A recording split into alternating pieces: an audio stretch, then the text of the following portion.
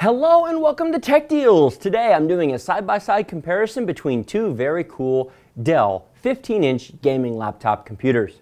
I have previously reviewed the one that's in front of me. This is the $800 gaming machine that I reviewed a couple months ago on my channel. A link to that video will be in the video description below. If you haven't seen it, go check it out because this machine is wicked fast.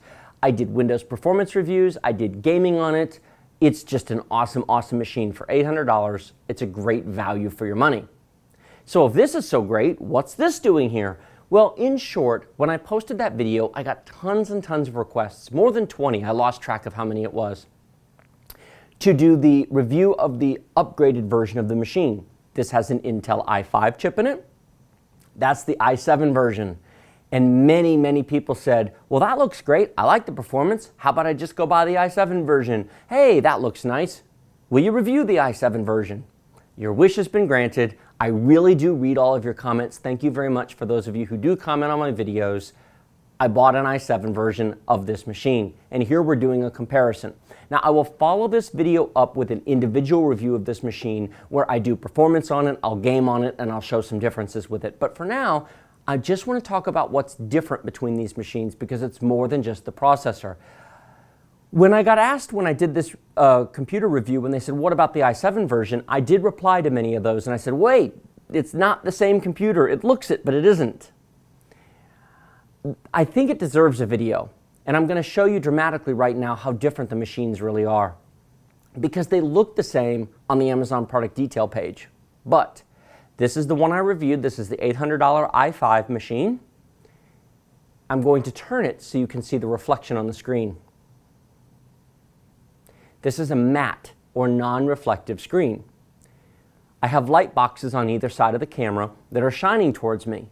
So you can see the light from my lighting in my shooting area here, but it's diffused. What happens when I turn this one? Perfect reflection. This has a glossy screen. When you look at the Amazon product detail pages, it's not at all clear about the differences of the screens. So matte, glossy. Which one do you prefer? That's a personal preference. In some regards, if you have light behind you, the matte screen is nice because it doesn't reflect sharp, bright lights. If you've got lighting, maybe a window behind you, a matte screen diffuses it and makes it easier to see. On the other hand, a glossy screen will generally have better color, better contrast, and some people prefer the glossy screen because it does look prettier so long as you don't have any light sources reflecting on it. Which one should you get? I can't recommend anything because that is entirely a personal preference. If you like matte, buy this one. If you like glossy, buy that one. Simple as that. Now, let me talk about some other differences really quickly. I mentioned before that this is the i5 chip and this is the i7 chip. They actually are really close in performance. The i7 is about 10% faster. Will most of you ever notice the difference? Not really. I will talk about the chip more specifically in the individual review, but in short, this has 4 cores, 4 threads, 2.3 gigahertz turboing to 3.2, whereas the i7 is 4 cores, 8 threads, 2.6 gigahertz turboing to 3.5. Yes, that's a lot of numbers. It all boils down to about a 10% performance difference. Most of you will never notice. If you live stream your games, if you are a heavy multitasker, if you want to do content creation like video editing or 3D animation, that's what the i7 excels at. Heavy multitasking, content creation, that sort of thing. Just pure gaming, Grand Theft Auto 5, for example, will play exactly the same on these two machines. And I will do Grand Theft Auto 5 on that. I've already done it on this one. And you'll see that there's really no difference. They both have 8 gigabytes of RAM. They both have an NVIDIA GeForce GTX 960 dedicated gaming graphics card with 4 gigabytes of GDDR5 RAM. What does all that mean? Well, basically, they'll both play games at basically the same level because they have the same graphics chip in them.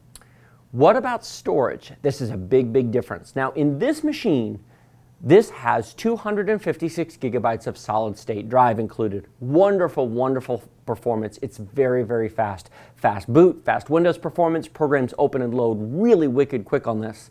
In addition to the 256 gigabyte SSD, which comes on an M.2 slot, it has an open drive bay.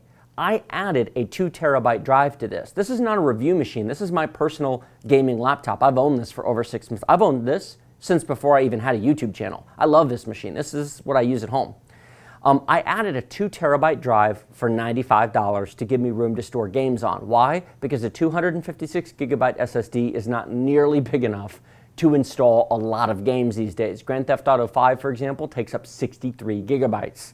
So there is a 2 terabyte drive. It took me 5 minutes to add. It's no big deal. There's an empty space for it. The i7 version of the machine, at least the one I have sitting here, has a 1 terabyte mechanical hard drive in it. It will not be as fast as this is when it comes to booting performance, when it comes to loading Windows programs. It does have an 8 gigabyte solid state drive cache built into the hard drive, so it's better than nothing, but it is nowhere near going to compete with the performance of this machine when it comes to it. However, they do sell a version of this machine that does have a solid state boot drive in it and the 1 terabyte hard drive. It is $100 more at $1,100. Basically, here's my recommendation. If you decide to buy this, if you like the glossy screen, if you want the i7 processor, no problem. Either buy this machine for $1,000 with no solid state drive and put one in there. Or buy the $1,100 machine that has the 128 gig SSD and just use it as it comes. The reason why I have this one is twofold. First of all, I actually want to see how the new hybrid drives work with the mechanical hard drive and the 8 gig SSD cache. I've never actually used one before, so I'm going to try it out and see how well it works. The other reason is I'm going to take that hard drive out of there when I'm done with it, and I'm going to stick a 1 terabyte SSD in there, and I'm not going to have a hard drive in there at all. A 1 terabyte SSD, close enough, $960. These are about $200 these days. So when I install this into this computer, it'll turn it into a $1,200 machine, which is $100 more than the version that comes with an SSD. But the $1,100 machine that comes with an SSD only has 128 gigabytes of solid state storage. That's not very big. You can't install lots of games on that. There's no room. So, Grand Theft Auto 5 is 63 gigabytes. How are you going to put that? It's going to end up on the hard drive, which is slow. By putting an SSD in there, all the games will be wicked fast. So I'll take the hard drive out, put this in, and I'll be good to go. Now, you might be saying, wait a minute, that only has 8 gigs of RAM, you have to upgrade it. Yeah, but it's $30. Yes, it's another $30 you have to spend, but if you are in the $1,200 laptop market, what's 30 bucks? Seriously. If 30 bucks is a big deal, then you shouldn't be looking at this anyway, in my opinion. Don't be penny wise and pound foolish. Don't leap over dollars to pick up pennies. So either buy the $1,100 version of this machine and use it as it comes out of the box, or buy the $1,000 version and put in an extra 8 gigabytes of RAM and put in a $200 1 terabyte SSD, or you can, if you want, for $100 get a 500 gig SSD. But frankly, programs are only getting bigger, games are only getting bigger. I think within the lifetime of this machine, you'll see your first game that you download from Steam or Origin that exceeds 100 gigs. I've already got multiple games that are over 50 gigs. A 500 gig drive is not going to be that big for very much longer. I would go ahead and put a terabyte SSD in if you're going to upgrade it. That's storage.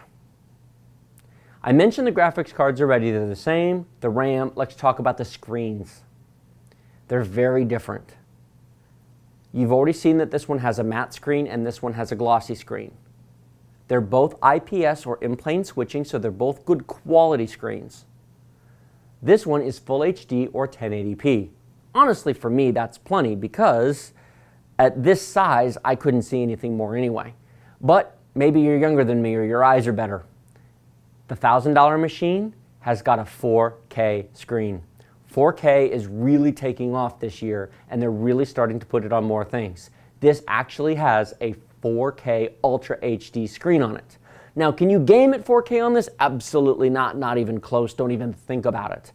But that's okay, because set your games to 1080p. 1080p is exactly 1/4 or 1/4 of Ultra HD. it will scale perfectly. Basically, all the dots will be quadrupled because there's 2 million pixels in Full HD and there's 8 million pixels in Ultra HD. This will game just fine at 1080p and it will display and it will be pretty. When I do the gaming performance reviews on this, they will all be at 1080p. There is no point in even trying them at 4K. It doesn't remotely have the graphics chip capable of doing it. But Windows will be gorgeous, except everything will be very, very small. So I'll have Windows set to 200% DPI scaling. So frankly, everything will be the same size that it is on here, just a little bit sharper. I don't think that 4K at a 15-inch screen size is worth paying extra for, but it's kind of included for the price. I mean, it's, you know, $200 more and you get an i7 and a 4K screen. Go figure. What are the other differences? There really isn't much else. They both have gigabit wired Ethernet. They both have AC Wi-Fi chips. They both have Bluetooth chips built into them. Neither one of them have an optical drive. They're really not putting optical drives in a lot of these machines. Some still do, but they're starting to come out and neither machine has an optical drive. So if that's important to you, you'll either need an external drive or you'll need something else. They both basically have the same keyboard, the same trackpad, they're the same physical size, they even use the same wall power adapter. Otherwise, they're pretty much the same machine. They both have memory card readers on the side, they're the same physical case. They both weigh about 7 pounds. It just comes down to the question, do you want a matte screen? Do you want a glossy screen? Do you want to pay $800? Or do you want to spend $1,000 to $1,200 depending on how you want to configure it? That's a personal preference. But I got so many requests to do a side-by-side comparison of these, to review the i7 version of the machine, and I think it's important that you realize that they are not, in fact, the same machine. So, did you like this video? Click like. Did you not? That's okay too. Remember to subscribe to my channel. It's the big red button right down there. That's how you get notified of upcoming performance videos, such as the one I'll be doing on this wonderful machine right here. Questions, comments, thoughts, feedback, suggestions? Hey, I do listen to your comments. I do read them. This is proof of it. Those go below the video description down below. Now, furthermore, links to both of these machines and both versions of this machine, the one with and without the solid-state drive, will be in the description below. Those links are affiliate links. They do pay me a small commission. They don't change your price in any way, but they are my primary revenue source for my channel. I did not get either one of these things for free. I bought these. In fact, I've owned this one since before I even had a YouTube channel. This one I bought a couple weeks ago, or about 2 weeks ago. I just haven't had time to review it yet, but I did in fact buy this with my own money. I bought this off of Amazon, and now here it is. I honestly can't tell you which one I'll end up keeping. I'll probably end up keeping this one just because I want to go all solid-state drive. But if you like my channel, if you like my videos, if you like my performance guides, my how-to videos, my overviews and unboxings, the best way to support me is to use the links in the description below, because that is my primary funding source, because none of these companies give me any money. Thank you very much for watching my video. I will see you next time.